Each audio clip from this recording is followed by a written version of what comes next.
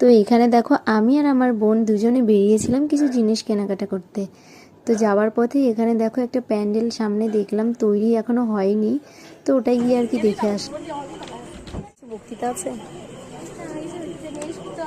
মানে দিদি যে ব্লগটা করছে না, সেটাতে সবাই লাইক অ্যান্ড সাবস্ক্রাইব অ্যান্ড একটু শেয়ার করে দিও।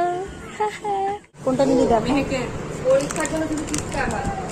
তো তারপরে দেখো আমরা এখান থেকে ফুচকা খেয়ে নিলাম, আর যাওয়ার পথে দাদার সঙ্গে দেখা হয়ে গেল।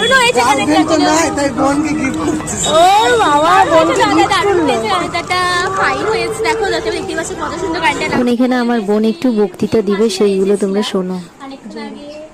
এসে তারপরে এখানে এসে অনেক এনজয় করলাম, অনেক খাওয়া দাওয়া করলাম। দিদি এনেছিল দোকান থেকে বিরিয়ানি, মোমো, অনেক কিছু এনেছিল, তো খাওয়া দাওয়া করলাম, একটু রেস্ট নিলাম। তারপরে এখন আমি বাড়িতে যাবো। তো